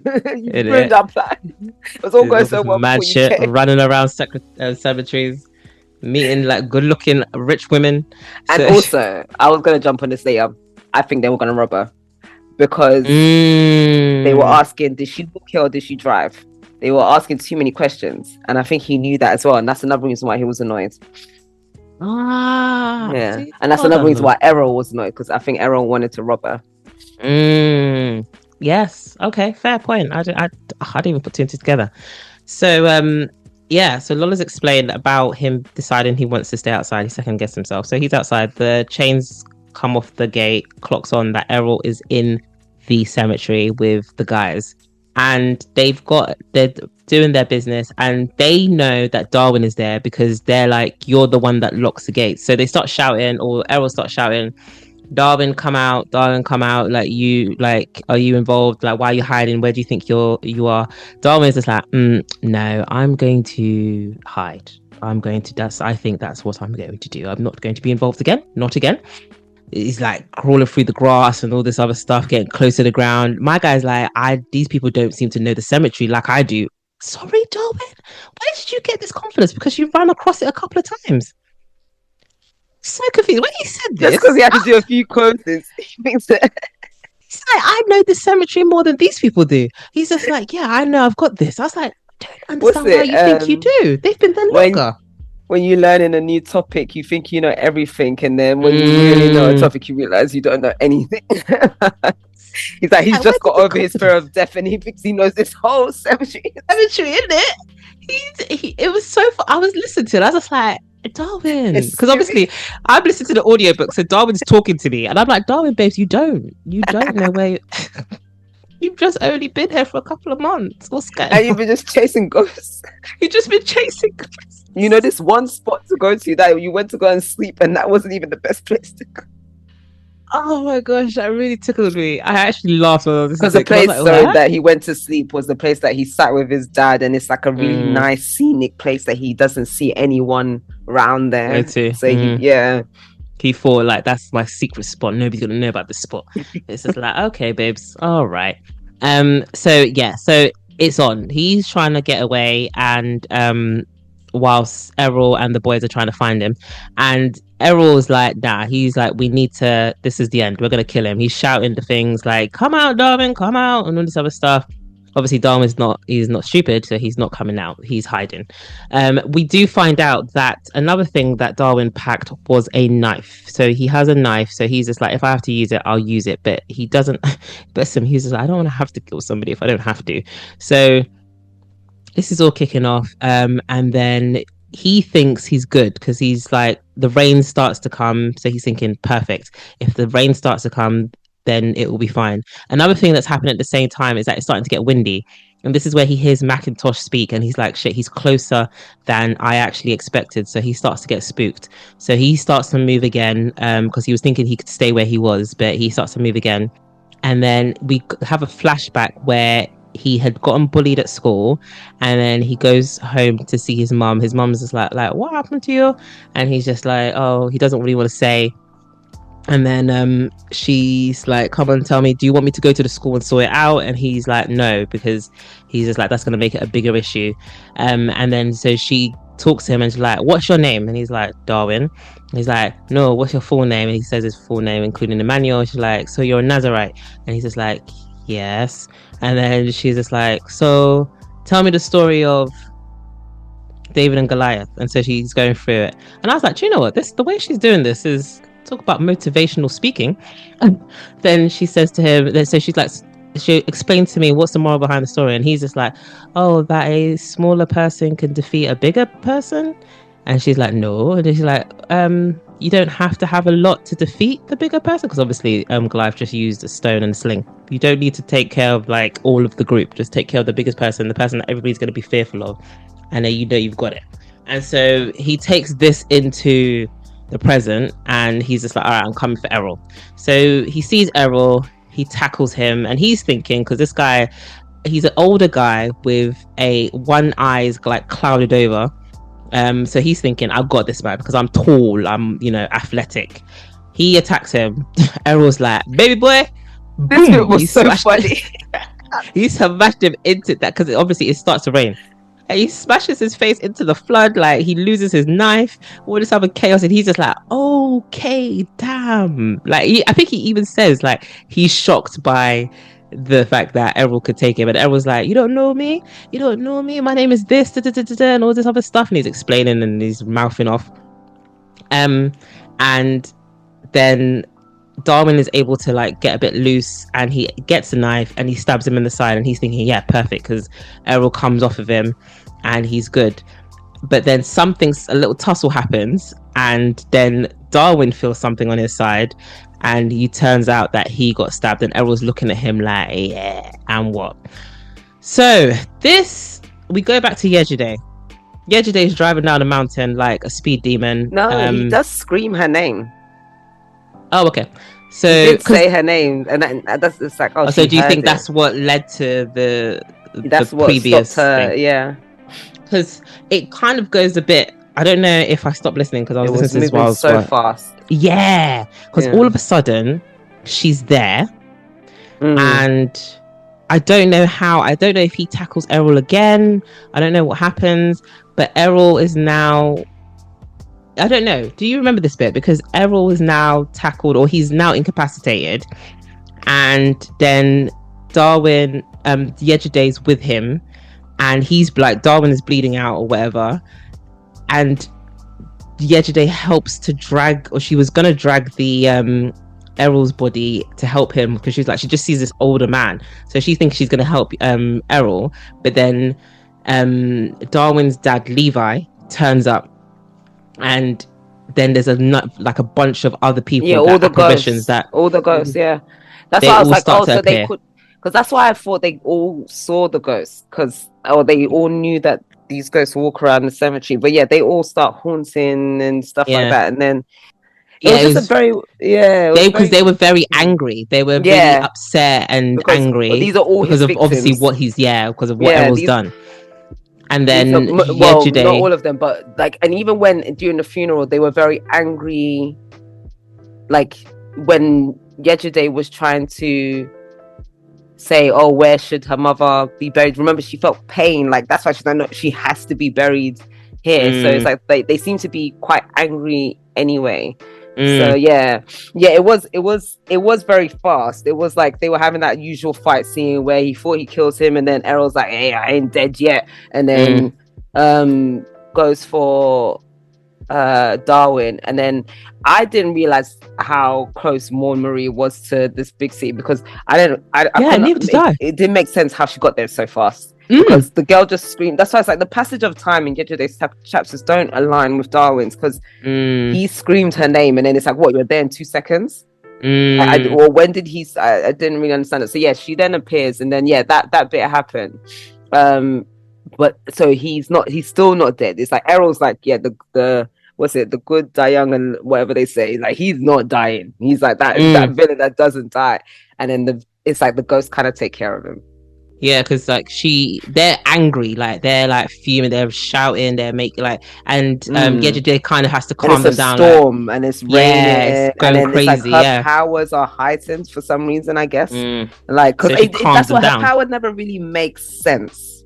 So so she calms him down to be like, she says like some phrases, and it calms him down, and then she said, then one of the bodies that was there was just like, we want him. And I remember that. She's like, we want him. So she's thinking they want Darwin. So she's like, no, he's my man. You can't have him. And they're just like, nah, bitch, we don't want him. We want him. We want Errol. So, and then they basically just handle Errol. Like, and that's, I guess, the end of Errol, Macintosh, and everybody else. Yeah. We don't know what happens. And that's it.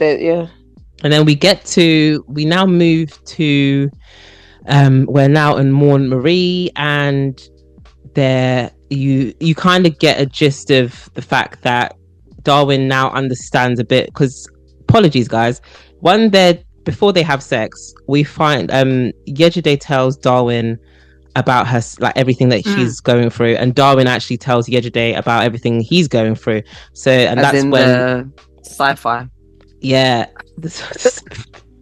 So then that's when, because she's just like, right, he's heard all of that and he's not doing anything, and he's looking at her like, wow, this is so cool. That's when it's off and popping, like they get on with each other. So now we're getting to the present. They're now Morne Marie in Yejide's house with all like their family around, and he's talking to Paul/Peter, and this is when he's basically saying to him, like, he's feeling guilty because he's thinking, did I call forth those spirits to get them for them to do something to Errol, blah blah blah. And then he's like, nah man, it's the women in this family that have the power. We men don't have no power. We're just here to enjoy the ride. And he's just like, oh, okay. Low key, I do think Darwin called them forth, but they acted, yeah, because of his dad, because of Yejide, and also they were showing themselves to him like throughout the thing. So it's not like he doesn't have any power, but I do feel like the end of the story was painting him like he's another man to just follow behind like a submissive man, which is so bizarre.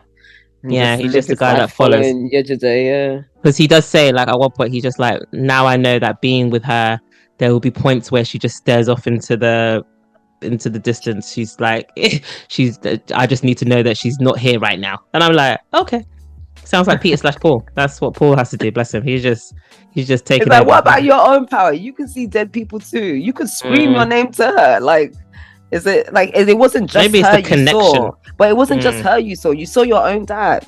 Like, that's got nothing to do with her. Like, it was a bit the whole being. So the book ends, and then you don't have death. Yeah, it's true. We still don't know that. We don't know if he's immortal. That's the thing. I'm guessing it's just the whole thing that is supposed. That's her man, I guess. That's why she can't see his death, I guess. Oh, okay, maybe. So the book ends with Darwin writing a letter to his mum, because I guess he still doesn't want to see her. And he's basically saying to her, he basically explains that, you know, like, dad is buried at the cemetery and he died. He basically tells her, like, you don't be angry at dad anymore.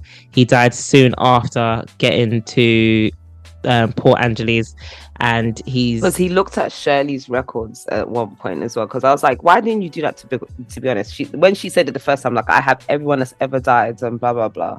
It's like, why wouldn't you look there for your dad just in case? You don't know what happened to him. I guess because at that point he didn't care. He kept mentioning, like, oh, because obviously he's walking the same steps his father did, so he kept mentioning like, oh, this must have been what happened to my dad. He got sucked up in this lifestyle. But yeah, he was still going through the emotions. But yeah, to act on it is a different thing. Yeah, and Lola, he was going through it. He was going through it. He was going for it. Remember, he just cut off his hair. He had alcohol. He's seeing dead bodies. He's going through a lot. He doesn't care about his dad right now. But yeah, so in that letter, he basically says to his mum that his dad didn't just run off and not come back. He died soon after getting to Port Angeles, and his body is buried in the Fidelis cemetery if she wants to go see him. Deuces. And that's the end of the book. Lola, what are your last thoughts? Because I cannot believe that he never sees his mum again. I think that's wild. Never sees her again. In the context of the book. So, yeah. This, like I said, I was shipping them really hard. When you finally get the, like, murder for hire trope and all of that stuff, I'm like, yeah, what's going on? Da-da-da-da. And that's why I'm like, he was weak, because up until the funeral, he was so weak. I was like, oh my god, they're gonna get caught, because they were trying to not only, I missed this part, but not only when the policeman turned up did they make it clear that you're an accomplice, they made it clear that you're the fall guy. I can't remember how they had spun it, but they had made it seem he murdered Julius. Because you were the last person seen with Mr. Julius. You had the keys. You did. So it was like, damn, like, come on, you've got to do something. So when they, like I said, Pet's funeral was quite lovely. Or not the funeral, sorry, the last day of the 9 nights was quite lovely. And then when they go through from this bit, it's like everything is no messing about. To be honest, there's no messing about in general. Like we said, Darwin's timeline is moving It's Yejide's that makes you feel like there's messing about, but it literally just kicks up a notch a bit too fast. I'm not even gonna lie. The whole book isn't that long to begin with, but the ending felt thick. Have you got the book to hand? Do you have the book to hand? Because I don't. How thick is the book? It's not that bad. Oh, it's actually not that bad. Yeah, it's actually quite thin. Yeah, so it's not that. It's like 200 and something pages. 200. Oh, that's quite interesting. 78 pages, so it's not that big. So the ending was so rushed, especially after killing Errol. It was like cute, I guess, but it was like, they just killed him. They just got away with murder. What happened to Macintosh and the rest of them? Yeah, all of them didn't think no one's going to be looking for this guy, and then you just disappear, you run away. Like, you don't even quit your job, you literally just disappear after. Like, what the hell? Wait, can we go back to the fact that he leaves work that time? Yejide comes to pick him up, and he leaves work to go up the mountain to have sex with her, and comes back the next day, and nobody says anything. Nobody actually says anything, and he comes back the next day beat up. No one's, and then he's supposed to be standing there. No one, the manager doesn't say, you can't come here. I had an ominous feeling about the runaway plan anyway, because it was just going too well for them and stuff. It was quite fancy free, wasn't it? And then the fact that Yejide couldn't see his death, I was like, oh, so we don't know that information. It doesn't mean that he doesn't die. It's just that she can't see it. So I was like, oh, maybe something really bad happens to him. But I was like, I guess it was cute. I guess I just still had so many questions when I finished the book. What would you rate the book out of 5? It was 3. It will hold that 3. Because it, like I said, I really enjoyed the Darwin bits. Yes. If it was literally just a Darwin story, I don't mind Yejide's character. She could still be the same person, and she could still have a POV, but just from the Darwin side of things. Like, you know how we were saying, we were jumping back and forth to make sense of that one scene. I didn't mind that bit. Yeah, that was actually done quite well, because it was just like, it felt quite, she's kicking off with her sister girlfriend friend thing, and then we get to poor Darwin, and you kind of I feel quite tense, because I'm like, she saw blood and all this madness, but then we get to Darwin and he's just trying to find a place to sleep. I'm like, Darwin, you're about to die. Like, I'm stressed for him. So it was that was done quite well. I quite like that bit. But other times when they've gone between each other, it's been a bit, but I guess that makes sense because they're now closer linked after the coitus. But yeah, fair. Yeah, I agree. I gave it a 3, because to be fair, Lola was like, oh, like, are you ready to record? You're like, when are we recording? I was just like, yes, I haven't finished the book. And then, like, I think it was this morning, you were just like, yeah, we still recorded today. And I was just like, yeah, I guess I'll just listen to the audiobook during work. So that's the only way I finished the book. And to be fair, I'm upset that I didn't get into it before. I found it quite difficult to get into it until, do you know the part that I was actually like, oh, this is actually getting interesting, was probably when poor Darwin was involved or being set up. Although it ramped up crazily, that's when I was like, oh, this is interesting. And you're right, it's Darwin. Yeah, once I devoted myself to Darwin's bit, it was easier to get through. Yeah.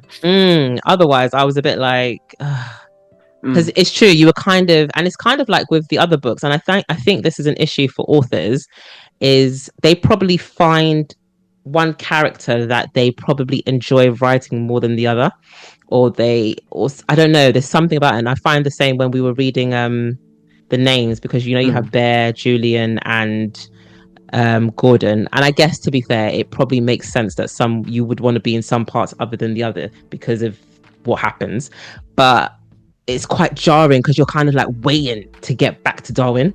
And so I'm just like, okay, but in the names I didn't find it jarring, to be honest. But normally I do find that POV jarring, because there's always one or two characters that you don't care for. And you're just like, why do we want to hear this bit? And usually they keep it to the end, don't they? Usually they'll be like, you have one person's POV for the whole time, and you almost want to hear the other person's POV, and it's usually like a chapter at the end, and you're like, oh, okay, thanks. No, but even when you do have these books where it's equal, like, between the characters, there's always maybe one character where you're just like, oh, I don't care for your story. but in the names, But let's go back honest, to. yeah, but because of the way that the names was that you're through other arcs, you learn about other characters, side characters, True. stuff. And she was able to melt it together in a good way. Yeah, I didn't ever mind that. So That's yeah. true. Anyway, it's That's not true. about the names; it's about women. It's true. I know we keep talking about it, but I really love that book. I really did. But yeah. So yeah, I would give it a 3 out of 5. I don't mind the book, but there were some things that I was a bit like we've discussed as we've talked about this earlier. Like there were some things that made it quite difficult to read, and I think, like we've said, it's probably the vernacular, the dialect, and it's basically been written as people are speaking. So if you don't know the dialect or anything, it can be quite difficult to understand. I think if you were to listen or read the book, it's probably a good idea to listen to an audiobook, especially if you've grown up around Caribbean people. You might be able to pick up, even listen to it, because there's some points where they're talking like full-on conversations. I think it's Errol when they go out for a night out and they're talking. I was like, what are you guys saying? So that's that.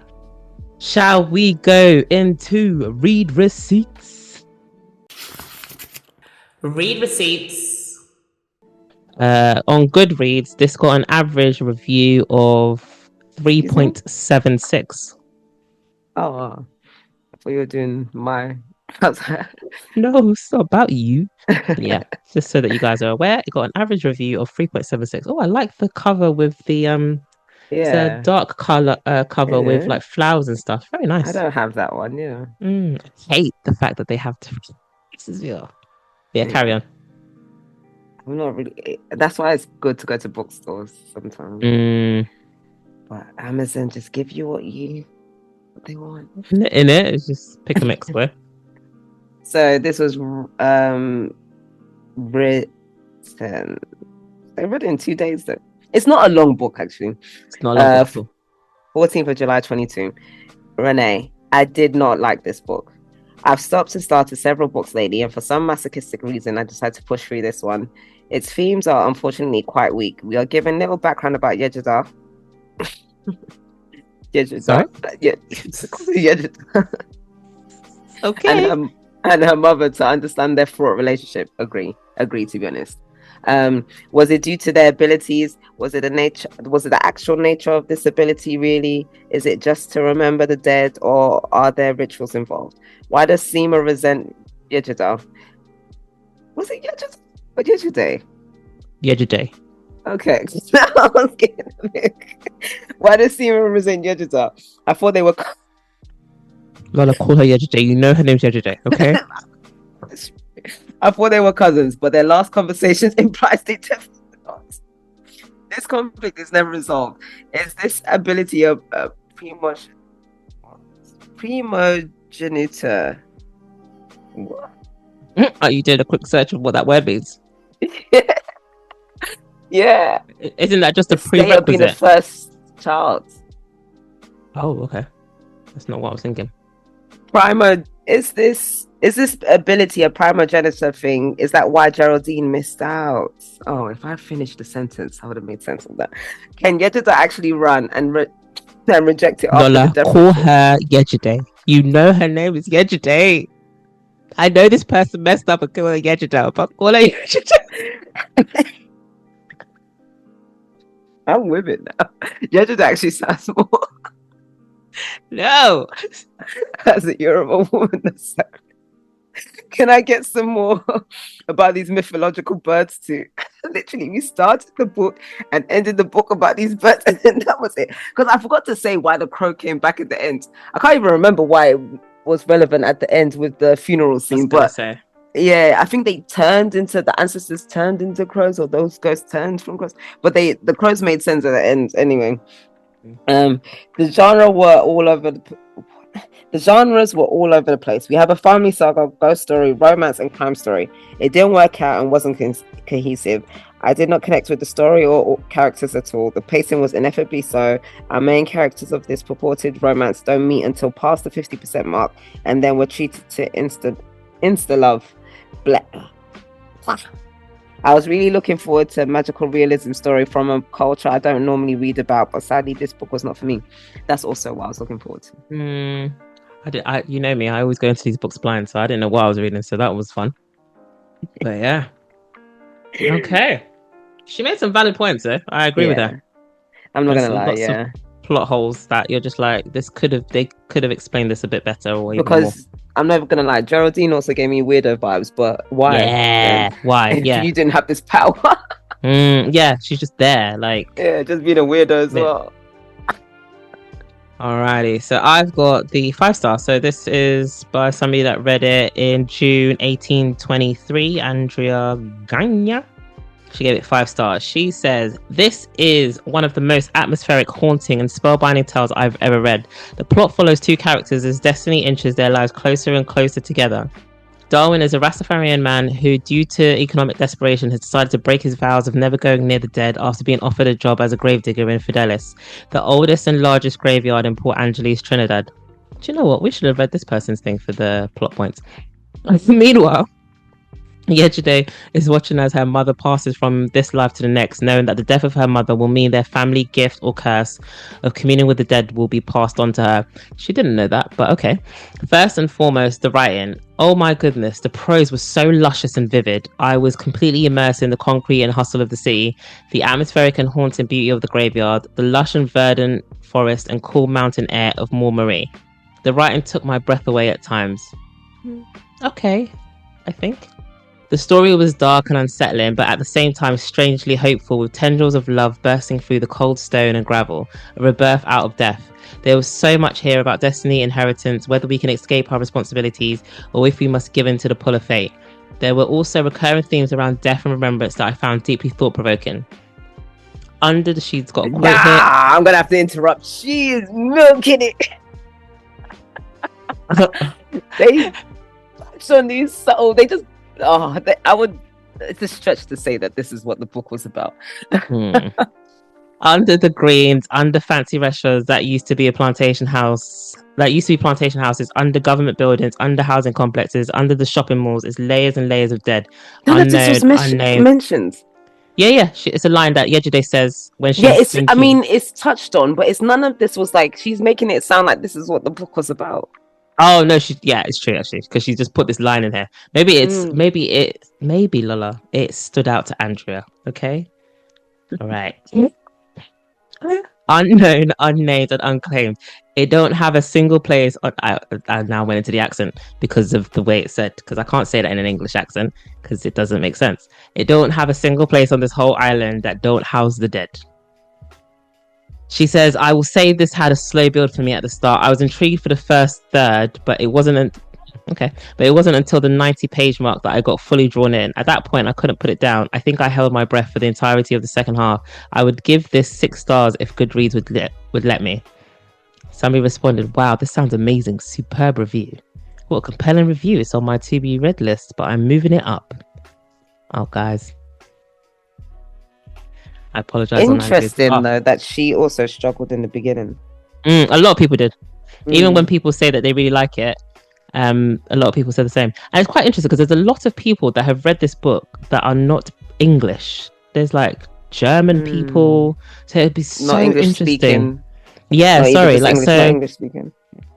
So it's like German people, like French. So it'd be interesting to know how. Like, I think this is Turkish. It'd be so interesting to know how it's been translated for them. But yeah, very interesting.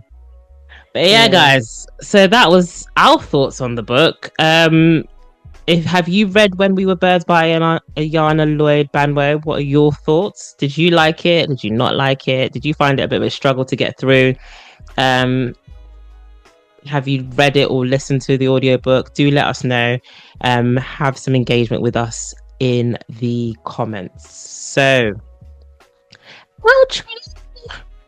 thank you guys for listening. It's lovely to have you. Considering we were poorly, we didn't do too bad. Our thoughts are probably all over the show, but it's actually not that bad. We had a good old natter. So guys, you know what to do. You need to like, share, subscribe, follow, do all the damn things, because if you don't, Lola's gonna cuss your ass. And the next episode, Oh yes. She Sorry. just wants to curse you so bad. In the next episode, You know it's it is because I'm hungry. I'm so hungry. she just wants to curse you. The next It's episode, Friday. the It's next Takeaway Friday. episode is going to be so obviously we love the will of the many, so we're doing the strength of the few. Lord God, that book is Yeah, a chunker. yeah, can knock a Shit. bitch out with that. I need to start reading. Lord God. Yeah. I just finished this one. Start immediately in the gym Isn't it? tomorrow. Is it, Lord? Okay, cool. So yeah, so if you want to hop along, make sure you read. It's The Strength of the Few. Obviously, it's the second iteration. I don't know. I haven't looked at it, so I don't know if you've had to. I assume you would have had to read the first one to read the second, but it'll be interesting to see if it's a completely different arc or we're going something. Come on, remember how it ended?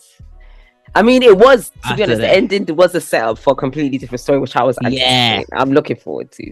So You're not so much. With no, I'm not. Yeah, I'm very concerned about all this. Yeah, I'm very concerned that it's gonna change my thoughts. I'm like, the book was one way and now we're going somewhere else. But okay, it is what it is. We'll see. But yeah, so thank you guys so much for listening. And like we said, like, share, subscribe, follow, do all the good things. Because if you don't, yes, there we go. Done. She said it. She said it with vim. She said it with more power than I've ever said it. So you guys, just be concerned. You should be concerned. Bye.